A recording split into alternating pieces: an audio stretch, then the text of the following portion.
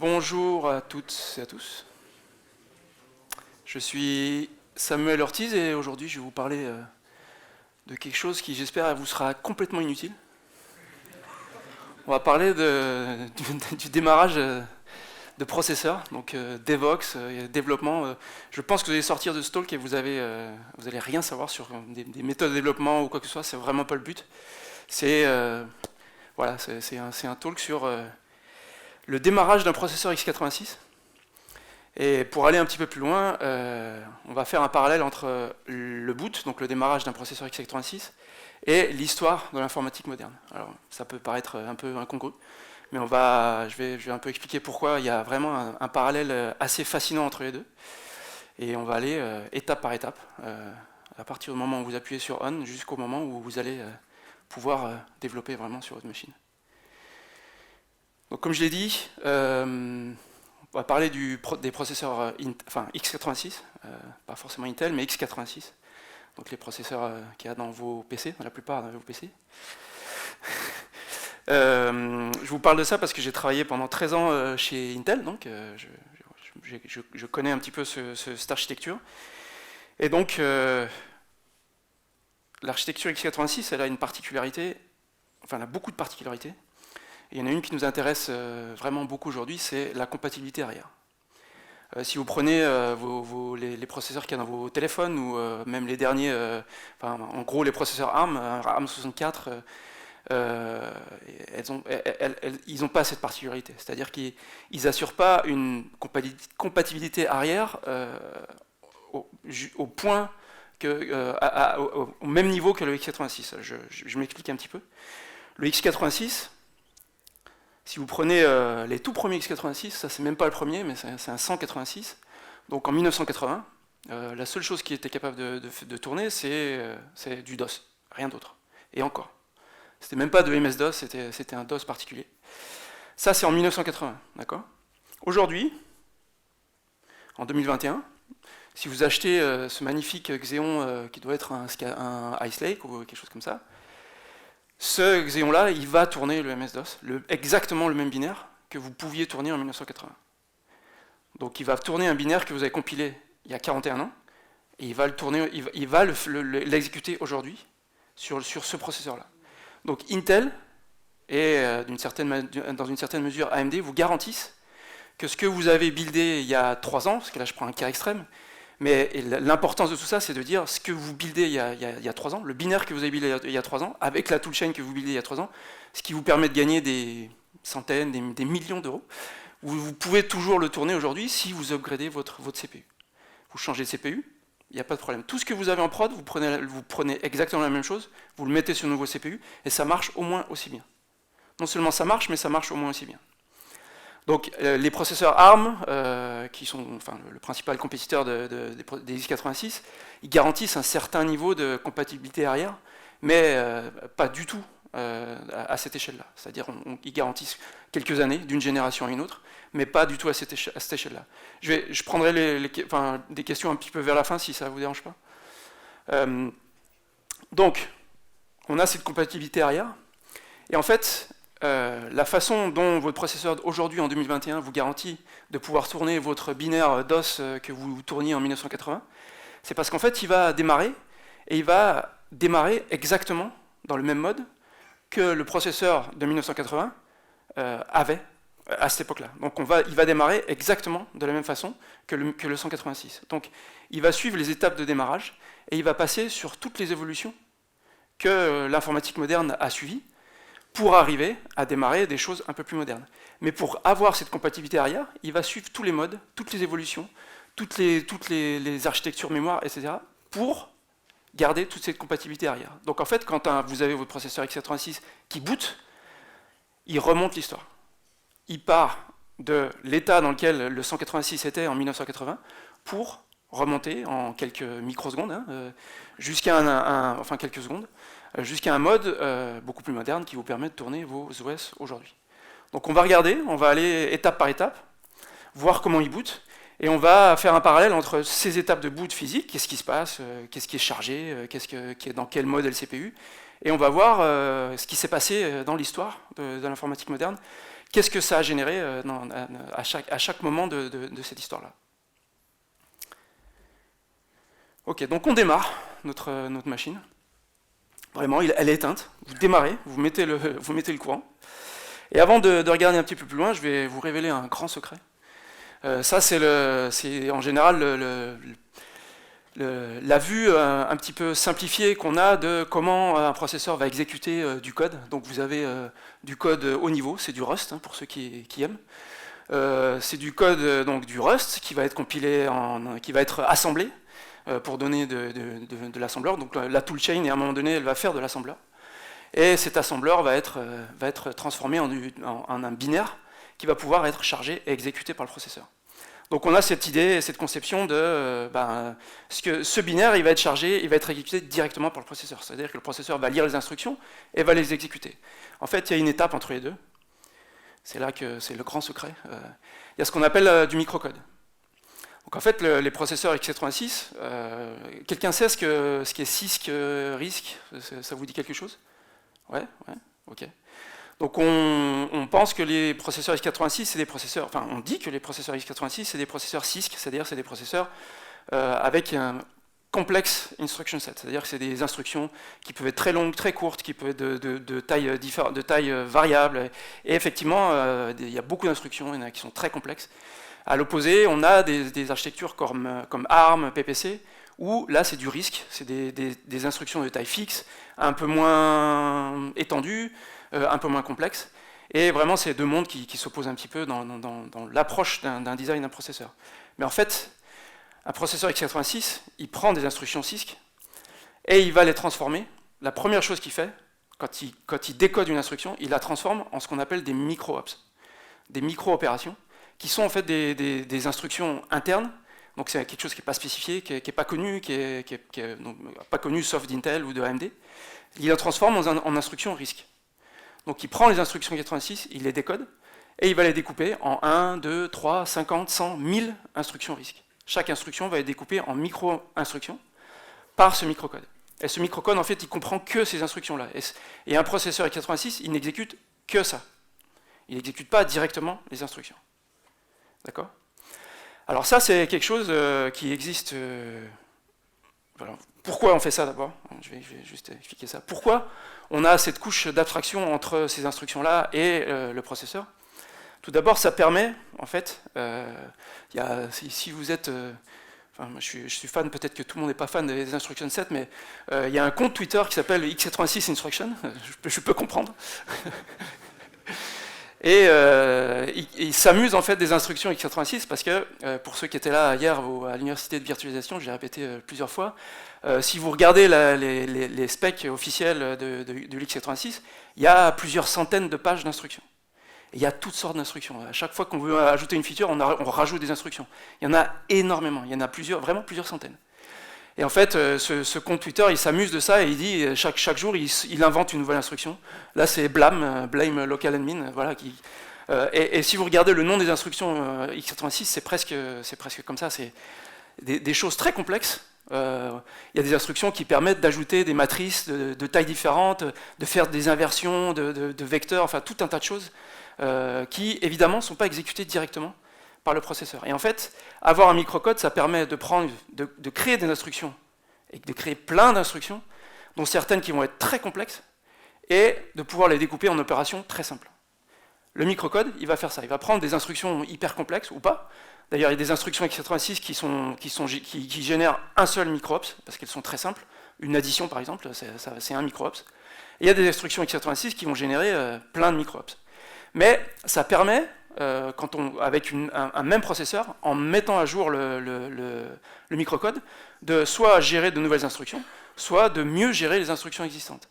Mais ça crée une couche d'abstraction entre les instructions que votre toolchain va générer, votre binaire, et ce qui va effectivement être exécuté par le hardware.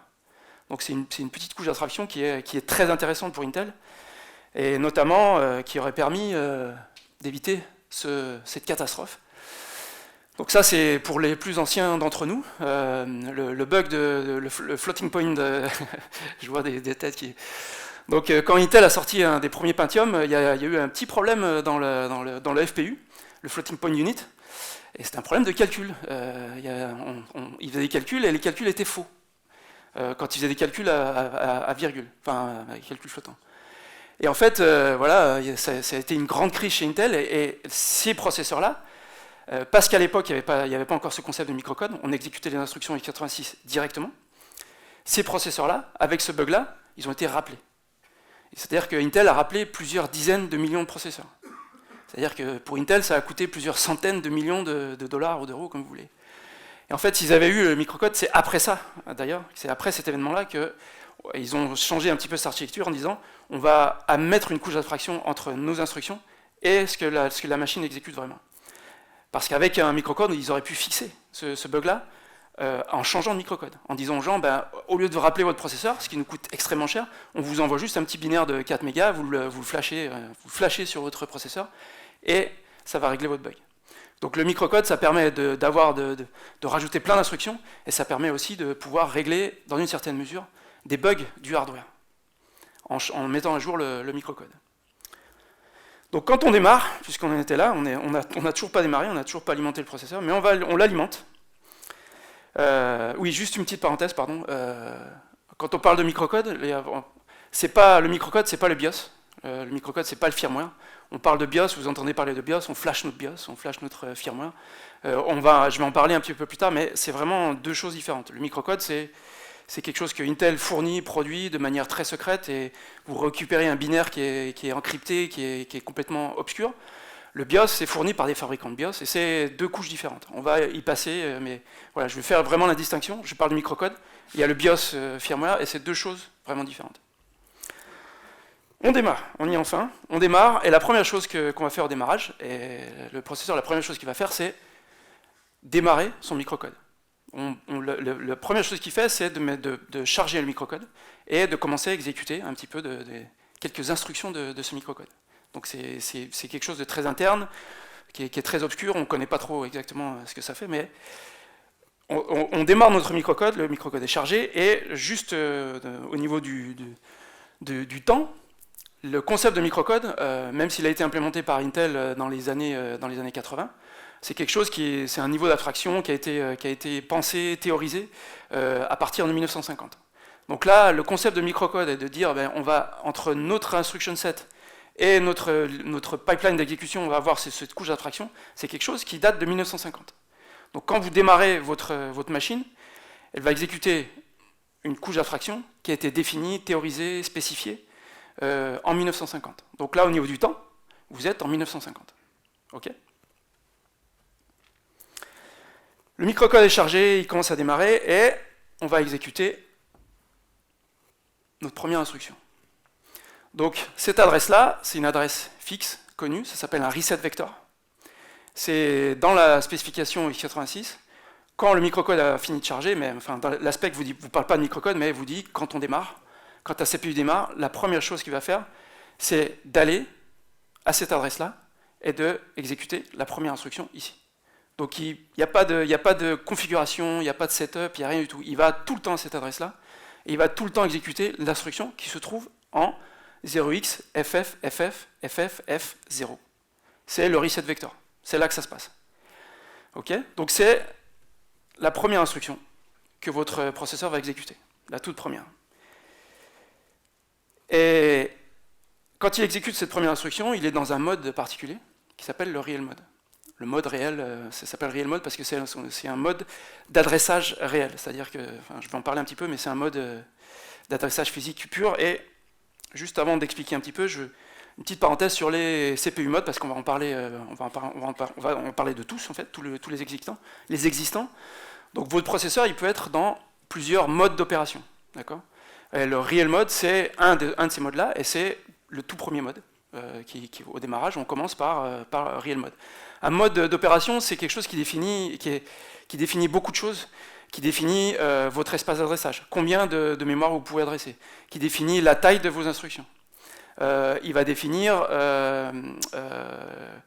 si vous avez du paging ou pas du paging, c'est-à-dire si vous avez de la mémoire virtuelle ou pas, si vous pouvez faire du multitasking, si vous pouvez faire de la virtualisation, si vous pouvez faire... En fait, un mode de CPU, il va définir tout ce que votre processeur peut faire, peut voir, et ce qu'il peut accéder. D'accord ? Donc votre processeur, il va passer dans plusieurs modes. Le premier, c'est le real mode. Donc le real mode, en fait, c'est le mode d'opération de votre processeur, et c'est le mode dans lequel le 86 et le 186 exécutaient. Donc le 80-86 en 1978 et le 186, il ne fonctionnait que dans ce mode-là. D'accord ? Et on va voir qu'il y a plein d'autres modes qui sont mieux, beaucoup plus modernes. Mais là, donc quand vous démarrez votre processeur, il fait du microcode, après il charge la première instruction et il se met, lui, en mode réel. C'est-à-dire qu'il se met dans exactement le même mode d'exécution que peut-être le 80-86 qui tournait en 1978. Donc à partir de ce moment-là, quand vous êtes en real mode, vous pouvez commencer à exécuter votre DOS, votre binaire de 1978-1980. Donc il passe par ce mode-là. Il ne va pas directement dans un mode moderne où vous pouvez faire de la virtualisation, où vous avez accès à 64 Go de RAM, etc. Il rentre dans ce mode-là, il rentre exactement dans le même mode que ce que vous aviez en 1978. Qu'est-ce qui s'est passé en 1978? Donc on avait le 80-86, le 80-186, et associé à ces processeurs-là, avec l'arrivée de ces processeurs-là, les gens ont commencé à développer des BIOS pour initialiser, on va en parler un petit peu plus tard, mais pour initialiser un peu le hardware, et surtout, c'est l'apparition de DOS, DOS sur x86. C'était le premier système d'exploitation pour x86, et c'est l'ancêtre de tous les systèmes d'exploitation que vous utilisez aujourd'hui. Ok ? Alors, qu'est-ce que le real mode? Qu'est-ce qu'on a quand notre processeur est en real mode? Alors, c'est un mode 16 bits. C'est-à-dire que vos instructions, votre espace d'adressage, enfin pas l'espace d'adressage, il y a 20 bits d'espace d'adressage, mais vous êtes en 16 bits. Et surtout, vous avez accès à 1 méga de RAM. Donc votre processeur que vous avez acheté plusieurs centaines d'euros, quand il démarre, quand vous l'allumez, il voit 1 méga de RAM. Il voit rien d'autre. D'accord ? Il voit 1 méga de RAM parce que, encore une fois, c'est ce que voyait le 186 en 1978. Il faut qu'on rentre dans ce mode-là pour garder la compatibilité arrière. Et quand je dis 1 méga de RAM, quand vous êtes en real mode pour programmer une application en real mode, on fait ce qu'on appelle de la segmentation. Je ne sais pas si ça parle à certains d'entre vous. C'est des segments de 64K. Et pour passer d'un segment à un autre, pour programmer quelque chose avec la segmentation, c'est très compliqué. Et les gens à l'époque qui programmaient ça, ils préféraient rester sur 64K. Donc en gros, quand vous êtes en real mode, la plupart des applications vont rester sur 64K. Okay, on est à cette époque-là, on est là-dedans. Hein, d'accord ? Donc il a 1 méga de RAM, il n'y a aucune protection mémoire. Donc vous lancez une application, elle peut aller dans n'importe quel segment, dans n'importe quel... Enfin, il y a juste 1 méga, il n'y a pas grand-chose, mais elle peut lire et écrire n'importe où. Donc il n'y a aucune protection mémoire et il n'y a aucune protection hardware. Donc on ne se pose pas la question de savoir si votre application elle va aller lire sur un device. Bon, il n'y a pas beaucoup de devices encore, mais si elle va pouvoir écrire sur un port, il n'y a rien. Quoi. Pas de protection mémoire, pas de protection hardware, 1 méga de RAM et 16 bits. Donc on est vraiment... on ne peut pas faire grand-chose à ce moment-là, d'accord ? C'est très très serré et c'est vraiment un mode, c'est un mode à l'ancienne. Quoi. Donc on est en real mode. Et en fait, on est en real mode, on va lancer la première instruction, qui est à l'adresse dont j'ai parlé, le reset vector. Et en fait, le reset vector, c'est une adresse particulière.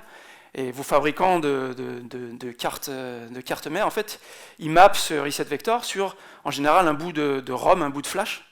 Et c'est dans cette flash-là, c'est dans cette ROM-là, qu'il y a votre BIOS, ce qu'on appelle le BIOS. D'accord ? Et en fait, la première instruction qui va être exécutée, elle va aller lire, quelque part, dans cette ROM, la première instruction du BIOS.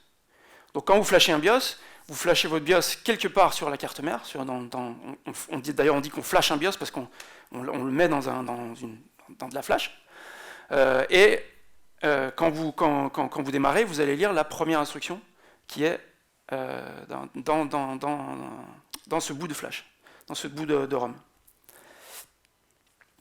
On parle de BIOS, on parle, je ne sais pas si vous avez entendu aussi parler de firmware. Aujourd'hui, plus personne fait des BIOS. Parce on parle encore de BIOS et tout le monde parle de BIOS. Mais en fait, ce que les gens fournissent, ce que les fabricants de cartes mères fournissent, c'est plus les BIOS, c'est ce qu'on appelle des firmware. BIOS, c'est une très vieille spécification. Enfin, c'est même pas une spécification. C'est d'ailleurs ça le gros problème du BIOS, c'est que c'est pas une spécification. Et depuis, il y a eu beaucoup d'améliorations, notamment quelque chose qui s'appelle UEFI, dont on va parler un petit peu plus tard. Et ce que vous flashez aujourd'hui, on dit qu'on flash un BIOS, mais on ne flash pas un BIOS, en fait, on flash quelque chose qui suit la mémoire UEFI, et on appelle ça un firmware. D'accord ? Et voilà. BIOS, firmware, c'est la même chose. Et encore une fois, c'est différent du microcode. Mais la première instruction qu'on va exécuter, c'est celle qui se trouve en 0xFFFF0, le reset vector, et c'est là que se trouve votre BIOS. Donc on lance notre BIOS. Qu'est-ce que le BIOS va faire? La première chose qu'il va faire, c'est initialiser du hardware. Donc il va initialiser vraiment du hardware très bas niveau. Donc notamment, un truc très important, c'est qu'il va initialiser le contrôleur de mémoire. Le contrôleur de mémoire, parce que la première chose qu'on veut faire quand on a 1 méga de RAM, c'est pouvoir en voir plus. D'accord ? Et donc il va initialiser le contrôleur de mémoire, et le contrôleur de mémoire, c'est ce qui permet à votre CPU, quand vous avez une adresse physique, d'y accéder. Le CPU, il va placer l'adresse physique sur le bus, le contrôleur de mémoire le lit, et récupère les données qui sont à cette adresse physique, et la rend au processeur. Donc le contrôleur de mémoire, c'est le composant fondamental qu'il faut initialiser en premier. Et en fait, on ne va pas parler du contrôleur de mémoire, mais c'est quelque chose, c'est pas juste mettre quelque chose en marche. Il y a des algorithmes de protection dans le contrôleur de mémoire pour faire en sorte que quand vous allez lire, c'est des heuristiques en fait, c'est des algorithmes qui sont un petit peu particuliers parce que on veut faire en sorte que lire de la mémoire, ça marche. Ça serait bien que ça marche. Et un contrôleur de mémoire, si vous l'initialisez pas avec des plages de valeurs qui sont très larges et qui sont très sûres, eh ben ça va marcher dans 99,99999% des cas. Et c'est vraiment pas suffisant. Il faut que ça marche dans 100% des cas. Donc le BIOS, il va faire une procédure d'initialisation du contrôleur de mémoire qui est assez compliquée et dont le seul objectif, c'est de faire en sorte que votre contrôleur de mémoire il marche à 100%. S'il n'y avait pas cette procédure-là, c'est une procédure qui est particulière à chaque contrôleur de mémoire. Donc c'est une boucle avec un feedback, etc., qui va mettre le contrôleur de mémoire en marche pour faire en sorte qu'il marche tout le temps. Et c'est bien qu'il marche tout le temps. Donc il initialise la mémoire, et il va faire un truc très intéressant. Une fois qu'il a la mémoire initialisée, il va passer à un autre mode de CPU. Donc on quitte le real mode, en fait on essaie de le quitter le plus rapidement possible, hein, comme vous l'avez peut-être compris. On va passer en protected mode. Donc protected mode, c'est un autre mode. Encore une fois, c'est spécifié dans les manuels Intel, AMD. Et protected mode, c'est grand luxe. On a de la place, on est bien, on fait à peu près tout ce qu'on veut. Protected mode, qu'est-ce que c'est? En fait, protected mode, c'est le mode 32 bits. C'est un mode que là, je pense que beaucoup d'entre nous ont connu. C'est le mode 32 bits, et en 32 bits, on a accès à 4 Go de RAM. On passe de 1 méga. En real mode, on a 20 bits d'adressage. Donc on peut adresser 1 méga. En protected mode, on passe à 32 bits. C'est le grand luxe. 4 Go de RAM. 4 Go de RAM, et en fait, il y a eu même une extension du protected mode. C'était toujours protected mode, mais il y a eu une petite extension de 4 bits. Donc pour la plupart d'entre vous, vous avez tourné des processeurs x86, non pas 32 bits, mais 36 bits. Parce qu'il y a eu une époque où on n'était pas encore en 64 bits, et les gens commençaient à avoir, plus que 4 Go de RAM. Comment on a fait pour gérer ça? On est passé sur 36 bits, qui nous permettait de gérer un peu plus que 4 Go de RAM. 16 fois plus même. Donc on a 4 Go de RAM, on a de la mémoire virtuelle. Donc là, je vous disais que en real mode, il n'y a pas de protection mémoire, c'est-à-dire que n'importe qui peut aller lire de la mémoire n'importe où. En protected mode, on a de la mémoire virtuelle avec des page tables, on a un TLB, on a des choses qui permettent en fait pour chaque application d'avoir son espace d'adressage propre. Et c'est ce vous avez certainement entendu parler d'adresses virtuelles. Et quand aujourd'hui vos applications elles utilisent des pointeurs, enfin peut-être plus trop, mais pour ceux qui font encore de la programmation à ce niveau-là, vos pointeurs ce sont des adresses virtuelles. Et ces adresses virtuelles elles existent parce que la première fois qu'elles ont existé, c'est avec Protected Mode, qui a introduit cette notion de mémoire virtuelle, de créer une abstraction entre la mémoire que voit votre application et la mémoire physique. Et entre les deux, il y a tout un système de protection qui permet à votre application de ne toucher que les pages physiques qu'elle a allouées, et rien d'autre. Et une petite parenthèse d'ailleurs, quand vous essayez dans votre application de toucher des pages de quelqu'un d'autre, qu'est-ce que ça fait? Comment on appelle ça? Exactement, on appelle ça un segfault. Segfault, c'est une segmentation fault. C'est-à-dire que le processeur il génère une faute, et c'est une faute de segmentation. Et c'est un petit peu un anachronisme parce que c'est une faute de segmentation parce que ça réfère au real mode. Au real mode, il y avait plusieurs segments. Et même en protected mode, on peut quand même fonctionner avec de la segmentation. Et en fait, quand on essaie de toucher des pages de quelqu'un d'autre, on fait non pas une segmentation fault, mais on fait une virtual memory fault, mais de manière anachronique, on a gardé le nom de segmentation qui réfère au real mode et qui est compatible avec le protected mode. Donc c'est une petite parenthèse. Voilà. Donc on a de la mémoire virtuelle. On peut faire du multitasking. C'est-à-dire qu'on peut, le processeur a une implémentation hardware qui permet de passer d'une application à une autre. Vous pouvez dire au processeur, schedule-moi une autre application, et garde l'état de mon application, ses page tables, ses registres, ses segments, tout, garde-les et j'y reviendrai. Donc le processeur est capable de gérer plusieurs tâches, ce qu'on n'était pas capable de faire, ce qu'on n'était pas capable de faire en real mode. Donc on a 4 Go de RAM, de la protection mémoire, du multitâche et des niveaux de privilèges. C'est-à-dire qu'on peut commencer à dire, il y a certaines applications qui peuvent faire des choses, et il y a certaines applications, il y a certains bouts de code qui peuvent faire des choses, et il y en a d'autres qui peuvent ne pas les faire. Enfin, qui ne doivent pas les faire, pardon. Donc on peut commencer à protéger, et à dire, pour tel morceau de code, on va lui donner accès à des ressources hardware, par exemple. Pour donner un exemple plus concret, on peut, avec des privilèges level, on peut commencer à dire quelque chose comme le noyau, on peut lui donner accès à un disque dur. D'accord ? Quelque chose comme une application, on ne lui donne pas accès à un disque dur. Si une application veut accéder à un disque dur, il faut qu'elle parle au noyau. Donc si un morceau de code non privilégié veut accéder à de la ressource privilégiée, il faut qu'on lui donne accès à ça. Donc on a, avec le Protected Mode, introduit cette notion de séparation en termes de sécurité entre les applications, entre les différents codes qui peuvent s'exécuter. D'accord ? C'est vraiment des... Donc là, on parle de quelque chose qui est apparu en 1982. Donc les premiers Protected Modes sont apparus en 1982. C'est pas devenu le 286. C'est le premier à avoir implémenté Protected Mode. Il n'était pas encore... Il n'y avait pas beaucoup d'OS qui l'utilisaient pour des raisons de compatibilité, en fait. Parce que le premier Protected Mode était incapable de switcher d'une manière dynamique vers du Real Mode. Et il y avait beaucoup d'applications qui avaient encore besoin de Real Mode. Mais pour être bien précis, c'est quelque chose qui a été introduit en 1982.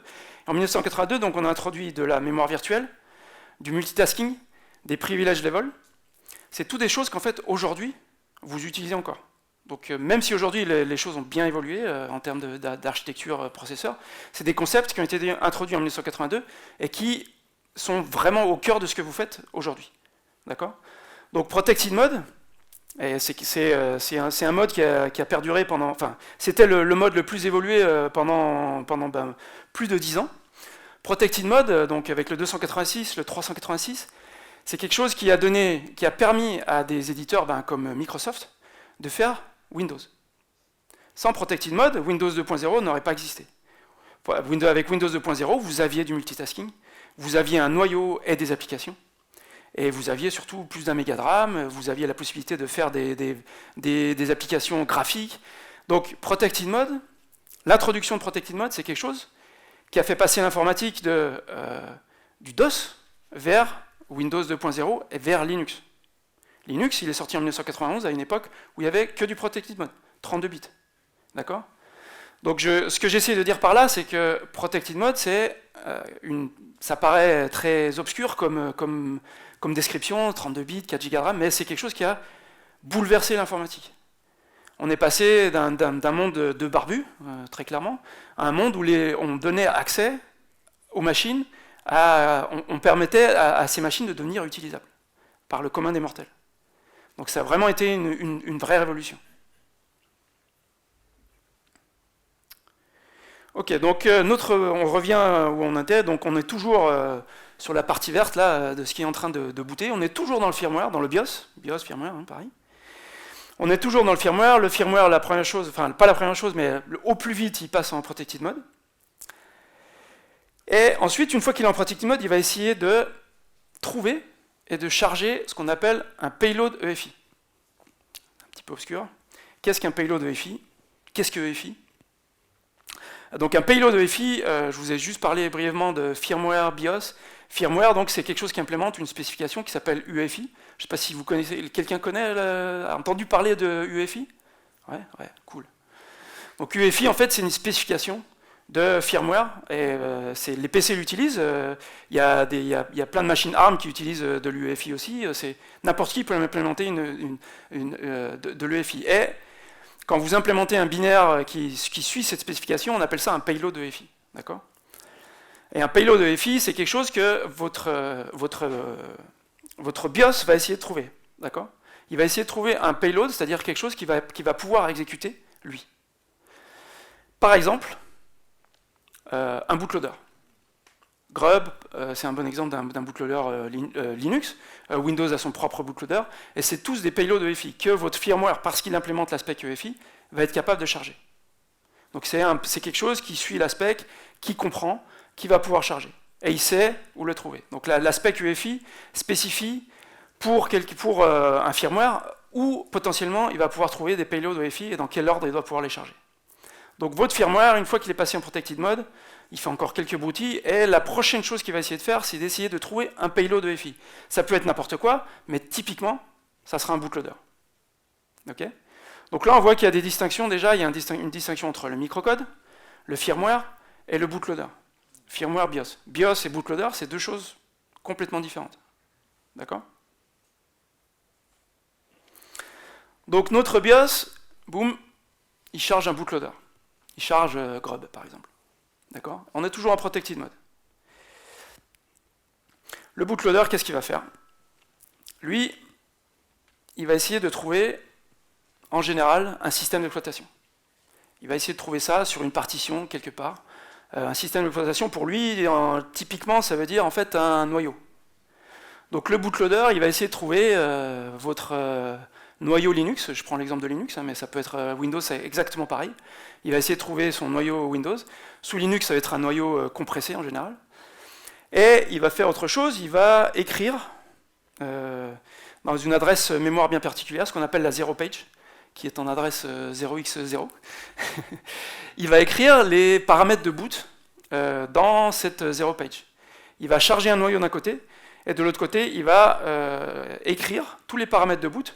Donc la kernel command line, par exemple, je ne sais pas si ça parle à des gens ici, ou la command line que vous passez sur votre noyau, je ne sais pas si... Oui, j'espère.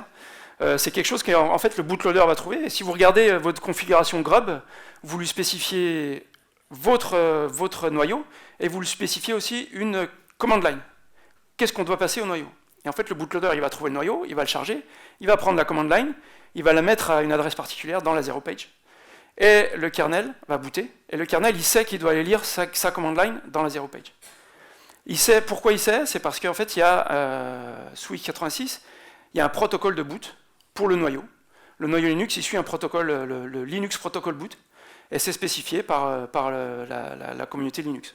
Et c'est spécifique au noyau Linux. Windows suit un protocole de boot un petit peu différent.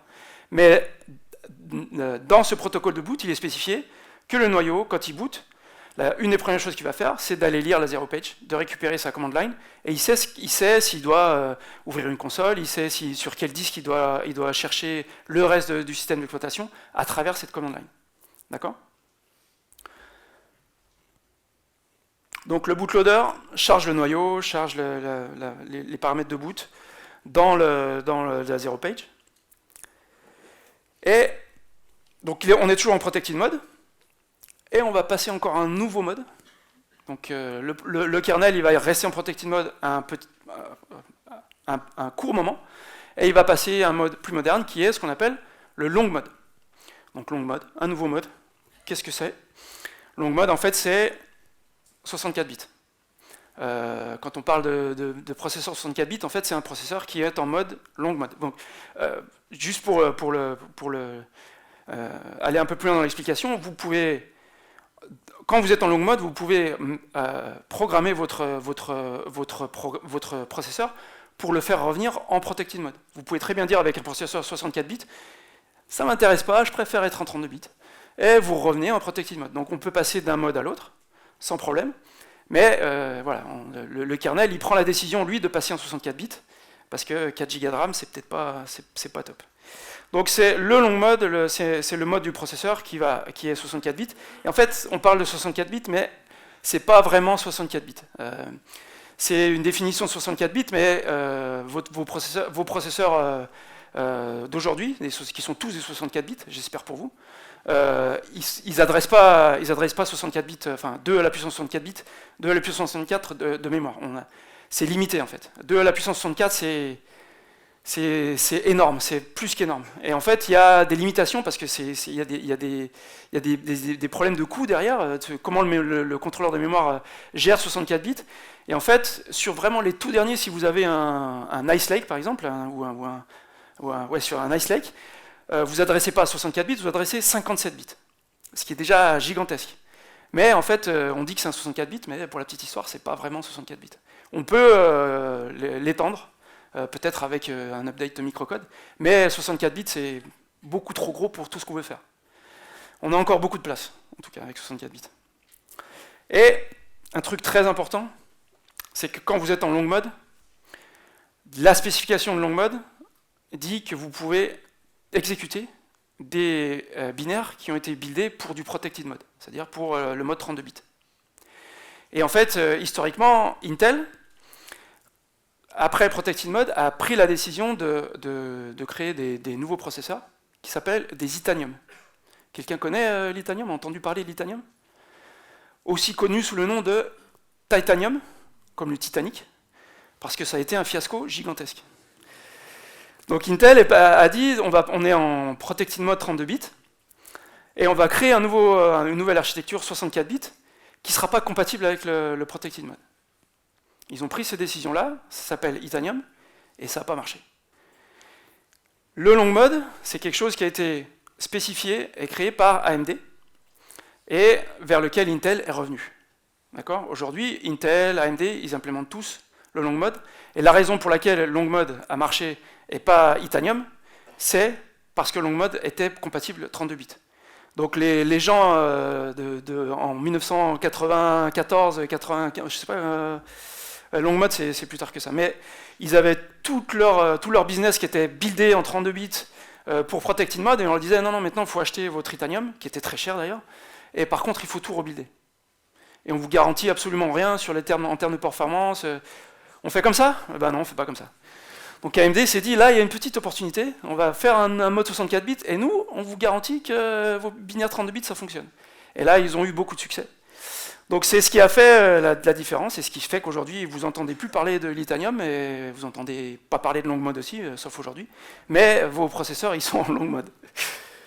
Donc l'autre kernel, il passe en long mode, et comme je vous l'ai dit, donc en long mode, 2003, AMD, l'Opteron, c'est le premier à avoir implémenté ce long mode, c'est AMD qui a spécifié ça, et l'implémentation de cette spec, c'était l'Opteron, en 2003.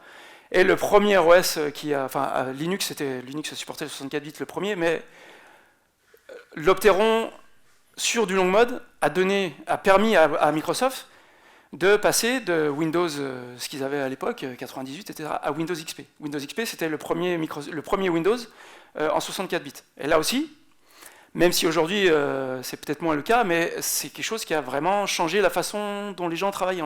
Windows XP, c'était un vrai saut en termes de features, de qualité, d'extension. Les gens commençaient à tourner des applications serveurs sous Windows avec Windows XP. Donc le long mode, ça a permis ce genre de progrès. Donc on est toujours dans le noyau, on est passé en 64 bits, en long mode, on n'est pas de l'Itanium, c'est très bien. On est en long mode, et le dernier mode vers lequel on va aller, c'est le mode de virtualisation. C'est le dernier mode qui a été créé, enfin non, c'est pas le dernier mode, il y en a un autre qui est sorti il n'y a pas très longtemps, mais dont je ne vais pas parler aujourd'hui. Il y a donc le mode de virtualisation, C'est ce qui permet de faire ça. Donc le mode de virtualisation, c'est ce qui permet de faire vos VM. Donc en 2003, pardon, avec le long mode, il n'y avait pas de virtualisation. D'accord ? Les VM, c'était tous des VM en soft, avec l'émulation, etc. La virtualisation telle qu'on la connaît aujourd'hui n'existait pas, n'était pas supportée par des processeurs en long mode. D'accord ? Avec la virtualisation, on a commencé à faire ce genre de choses-là. On a commencé à faire bien plus que ce genre de choses-là. On a commencé à faire AWS et tout ce que vous connaissez aujourd'hui. D'accord ? Donc la virtualisation, qu'est-ce que c'est ? C'est ce qu'on appelle aussi Intel VT, AMD V, si ça vous parle. C'est les noms techniques. Quand vous êtes en mode virtualisation, vous êtes en espèce, c'est un mode dual, c'est-à-dire que vous pouvez à la fois tourner du code virtualisé et du code non virtualisé. C'est-à-dire que quand vous tournez du code non virtualisé, vous êtes très proche du long mode, et quand vous tournez du code virtualisé, vous êtes vraiment dans un mode de virtualisation. Et en fait, on passe de l'un à l'autre. Ces deux modes, ce mode duel, c'est ce qu'on appelle VMX root et VMX non-root. C'est-à-dire que quand vous êtes en mode, quand vous exécutez une machine virtuelle, cette machine virtuelle va être en VMX non-root, et quand vous exécutez pas une machine virtuelle, vous allez être en VMX root. Mais, bref, c'est ce qui permet d'avoir une machine virtuelle, et aussi d'avoir des applications qui tournent en parallèle. Donc le mode virtualisation, c'est pas un mode exclusif, c'est pas un mode dans lequel vous pouvez faire que de la VM. D'ailleurs, vous le voyez très bien sur vos machines, vous pouvez vous lancer votre VirtualBox ou vos VMware et vous avez vos machines virtuelles et en même temps toutes vos applications. Vos applications, elles ne sont pas virtualisées, elles tournent vraiment sur du 64 bits, sur du long mode. Vos VM, elles tournent en mode virtualisé. D'accord ? Donc on est toujours dans le noyau, la barre verte. On est passé en mode virtualisation, donc on a dit au processeur de se mettre en mode virtualisation pour qu'il puisse supporter des machines virtuelles si on lui demande de lancer des machines virtuelles. Et encore une fois, il y a une compatibilité arrière avec la long mode, qui lui-même a une compatibilité arrière avec le protected mode, et ainsi de suite. Tous ces modes-là, ils sont compatibles, en arrière en tout cas. Virtualisation de mode, donc là, contrairement au long mode 64 bits, c'est Intel qui a spécifié ce mode-là, avec le Pentium 4. Le Pentium 4, c'était le premier à fournir VT. C'était très basique comme virtualisation, c'est pas ce qu'on connaît aujourd'hui, mais c'était le premier à avoir implémenté ça. Et AMD est arrivé un peu plus tard avec l'Athlon. Et donc ça, c'est en 2005. D'accord ? En 2005, on a commencé à avoir un mode qui permettait de faire des machines virtuelles avec du support hardware. C'est-à-dire des machines virtuelles qui ne tournent pas 100 fois moins vite que votre application. C'est des machines virtuelles où on ne voit presque pas la différence. Ça, c'était en 2005. En 2005, grâce à ce mode de virtualisation, on a commencé à voir, par exemple, VMware qui a dit, on va utiliser... En fait, c'est pas qui a dit. En fait, VMware et Intel ont travaillé ensemble sur le mode de virtualisation. VMware, ils faisaient des hyperviseurs qui étaient entièrement implémentés en logiciel. Et ils ont commencé à collaborer avec elle en disant, si on avait ce support hardware, on pourrait faire tourner des machines virtuelles 100 fois plus rapidement. Et voilà comment est né un peu tout ça. Donc VMware a profité de ça, il y a eu KVM qui est arrivé un peu plus tard, Xen, tous les hyperviseurs utilisent ce mode de virtualisation. Ce qui veut dire que ce mode de virtualisation, c'est ce qui a permis à l'informatique de passer des serveurs entreprises où on tournait nos grosses applications, un business model du type mainframe, à ce qu'on appelle aujourd'hui le cloud. Le cloud aujourd'hui, c'est entièrement virtualisé. C'est que de la virtualisation. Sans la virtualisation, il n'y aurait pas AWS, il n'y aurait pas Google, il n'y aurait pas Clever Cloud, il n'y aurait pas Netflix, il n'y aurait pas Facebook, il n'y aurait rien de tout ça. Donc le mode de virtualisation qui a permis de dire par exemple, de permettre à AWS de dire, quand on lance une machine virtuelle, on est capable de la lancer avec des performances qui sont entre 98 et 99%, celles d'une application qui n'est pas virtualisée, avec toute la sécurité qu'il y a autour. Donc ce mode de virtualisation, c'est quelque chose qui a indirectement fait naître le cloud qu'on connaît aujourd'hui. D'accord ? Donc c'est une vraie révolution. On n'entend pas beaucoup parler de ça, mais c'est une vraie révolution. C'est une révolution technologique qui a changé nos vies. Il me reste quelques secondes, mais on est toujours dans le noyau, et on veut sortir de ce noyau, on veut aller jusqu'au bout du boot. Donc on est toujours dans le noyau, je vous ai parlé de privilege level avec le protected mode. Ces privilèges et vols, ils sont exprimés sur x86, en tout cas, en termes de ring. Donc c'est des anneaux. Et le ring le plus privilégié, c'est le ring 0. Dans ce ring, on a le noyau. Linux tourne en ring 0. C'est-à-dire que c'est le composant, on va simplifier, c'est le composant le plus privilégié sur votre machine. Il tourne en ring 0. Et pour booter, quand on boot, qu'on est dans le noyau il va booter, il va tout démarrer le hardware, il va charger tous les drivers. Et la seule chose qu'il veut faire, la première chose qu'il veut faire, c'est passer en mode applicatif pour que vous puissiez utiliser votre machine. Donc il va passer de ring 0 à un ring moins privilégié, le ring applicatif, qui est le ring 3. Et ça s'appelle ring 3 parce qu'il y a aussi le ring 1 et le ring 2, entre les deux, qui ne sont pas du tout utilisés. Personne n'utilise le ring 1 et le ring 2. Donc ring 0, c'est le noyau, et en fait le noyau, après avoir terminé son propre boot, la première chose qu'il va faire, ou la dernière en l'occurrence, c'est de passer en ring 3, et de lancer systemd, votre init, enfin ce que vous avez décidé qui allait être la première application qui va être exécutée, une fois que le noyau a booté. Donc on est dans le noyau, en ring 0, en virtualization mode, et on passe en user space. Là, on a notre première application qui tourne, on a notre systemd, et on a fini de booter.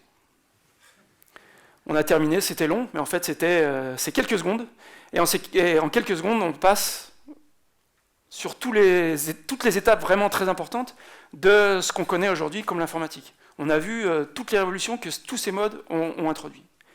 Donc j'ai dépassé mon temps, j'ai peut-être le temps pour des questions. Pas de questions. Ok, je prends les questions dans le couloir s'il y a des questions. Merci beaucoup.